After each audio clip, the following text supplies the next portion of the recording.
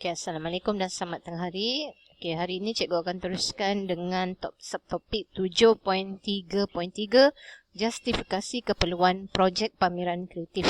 Okay, kita akan tengok kenapa kita perlu mengadakan pameran kreatif untuk pelajar grafik. Okay, sebelum cikgu meneruskan, okay, cikgu akan tunjukkan beberapa gambar yang menunjukkan situasi sebenar perjalanan pameran kreatif untuk pelajar grafik. Okey, ini ada beberapa contoh daripada pelajar-pelajar grafik di peringkat universiti lah. Okey, jadi kita pun harus mengadakan pameran grafik, okey. Kerana walaupun kita bukan pelajar universiti, tapi pameran grafik ini merupakan satu kemahiran asas, okey. Kemahiran asas yang perlu ada dalam setiap diri pelajar grafik lah, tak kira di peringkat universiti ataupun peringkat sekolah.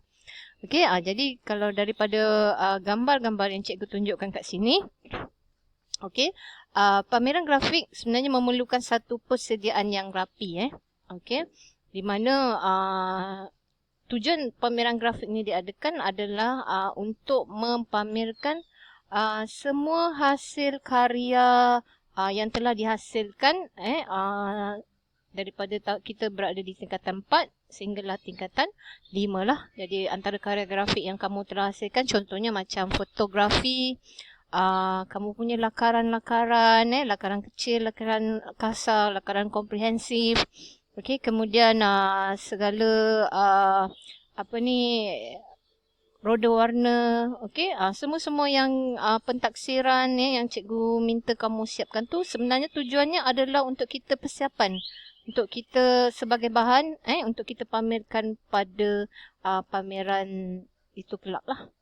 Okey, jadi kalau kamu tengok segala hasil kerja kamu tu akan dicetak, okey, dan kita akan setiap pelajar akan mendapat meja ataupun bus mereka sendiri, tujuannya untuk kamu mempamerkan hasil kerja kamu. Kalau kamu tengok kat sini, kamu punya untuk topik pembungkusan, kamu kena menyediakan bahan untuk kamu melekatkan kamu punya label pembungkusan dan sebagainya lah. Okey, kalau karya fotografi, kamu kena print out dan kamu kena tampal di dinding-dinding sebagai buktilah yang bahawa kamu telah menghasilkan karya grafik tersebut. Okey, jadi kamu boleh tengok kat sini, okey. Jadi selain daripada mempamerkan karya grafik, tujuan pameran juga adalah untuk menunjukkan kemahiran kamu lah. Apa kemampuan kamu, apakah yang telah kamu hasilkan. Okey, dan tujuannya adalah untuk mempromosikan diri juga. Okey, kamu kena tunjuk pada orang ramai kamu boleh membuat kemahiran grafik, dan kamu boleh bekerja, bersedia untuk bekerja dan menjadi usahawan yang berjaya lah suatu hari nanti. Okey, jadi pameran grafik ni memang bertujuan untuk mempromosikan diri lah. Okey, jadi kamu kena pandai berkomunikasi dengan orang ramai yang hadir. Okey, dan juga pandai mempromosikan segala karya grafik yang dihasilkan lah. Okey, jadi ini antara perjalanan pameran grafik yang kita akan hasilkan di sekolah nanti. Okey, jadi untuk rujukan di buku modul, kamu boleh rujuk pada muka surat 257. Okey, jadi kat sini kita lihat kenapa kita perlu mengadakan pameran kreatif, justifikasi keperluan. Di antaranya ialah pameran grafik ni dia bertujuan untuk mengembangkan potensi, okey, dan mempamerkan keupayaan dan ilmu yang telah dikuasai oleh murid lah. Okey, tujuan pameran adalah untuk mempromosikan diri sebenarnya. Okey, dan di samping itu murid dapat mempertingkatkan pengetahuan dan kemahiran dalam proses penggunaan sesuatu ilmu melalui pencabahan fikiran dan menyelesaikan masalah secara kreatif. Okey, supaya murid dapat berketerampilan kreatif dan kompeten, dan seterusnya dapat melahirkan murid yang mempunyai nilai kebolehpasaran. Okey, maknanya murid tu boleh bekerja dalam bidang grafik. Okey. Seterusnya kita tengok apakah antara persiapan yang perlu kita lakukan sebelum kita menjalankan pameran grafik. Okey, di antaranya ialah kertas cadangan. Okey. Disebabkan pameran grafik ni, kalau kamu tengok daripada gambar tadi pun, okey, kita memerlukan satu perancangan yang terperinci lah. Jadi dan juga selain perancangan, kita memerlukan sedikit modal lah.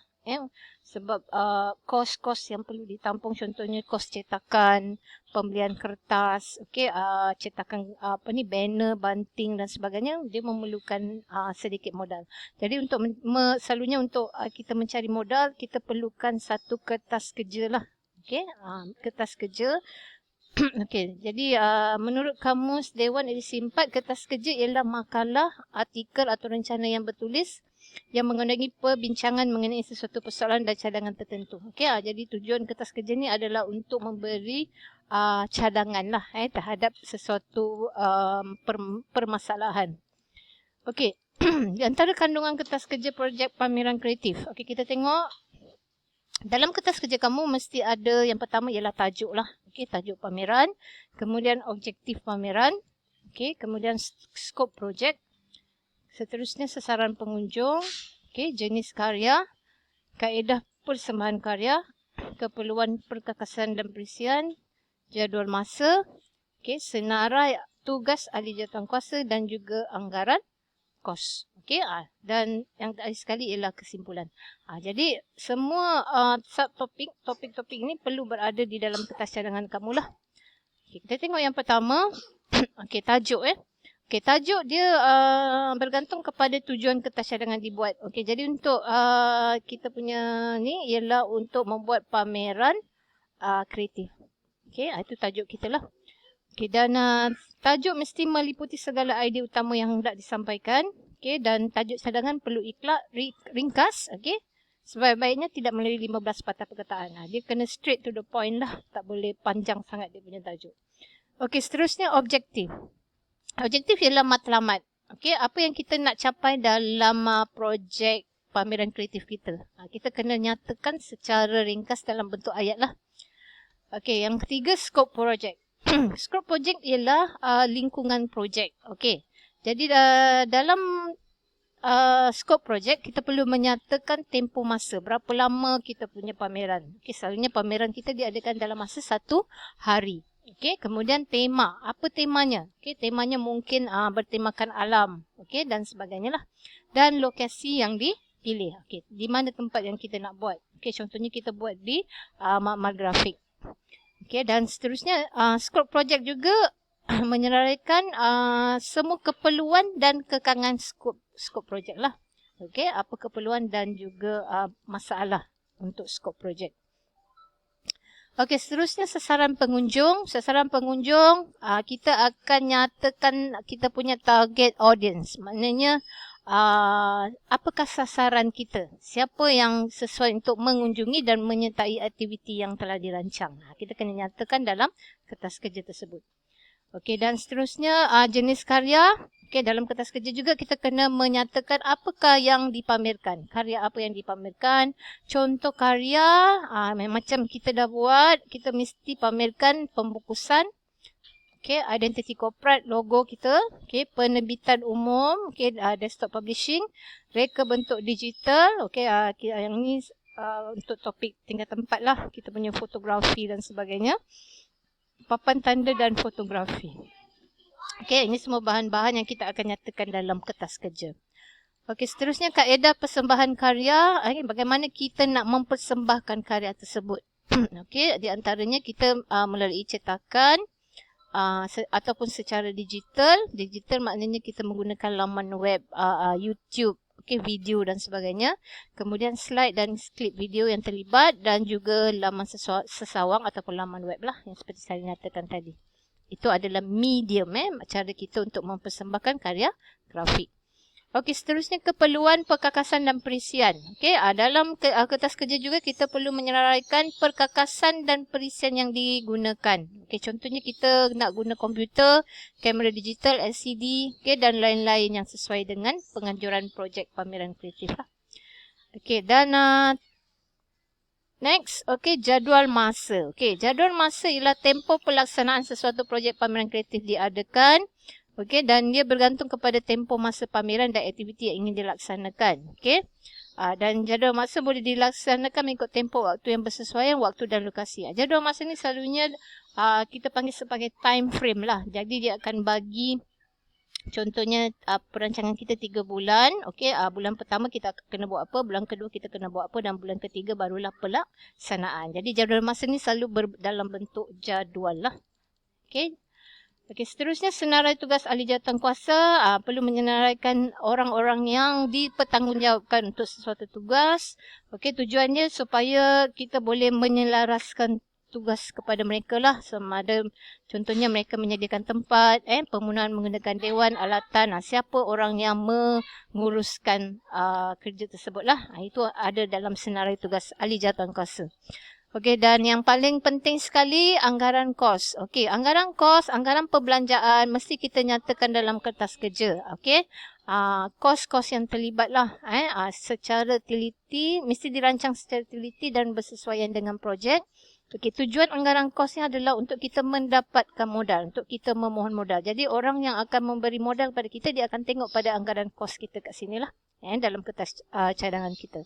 Dan yang terakhir sekali, kesimpulan. Okey, dalam kesimpulan, kita mesti menyatakan rumusan kepentingan dan faedah mengadakan projek pameran kreatif kita lah. Kenapa kita nak adakan pameran kreatif.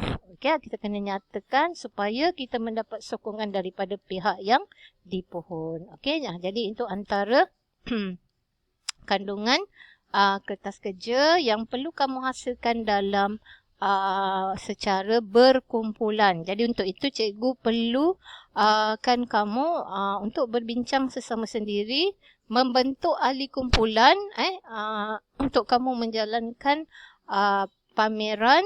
Okey, untuk sebelum menjalankan pameran kamu kena membuat kertas kerja, okey, dan seterusnya menjalankan pameran dalam kumpulan berdua ataupun bertiga. Okey, jadi kamu bincang dan tetapkan ahli kumpulan kamu. Okey, itu saja. Terima kasih.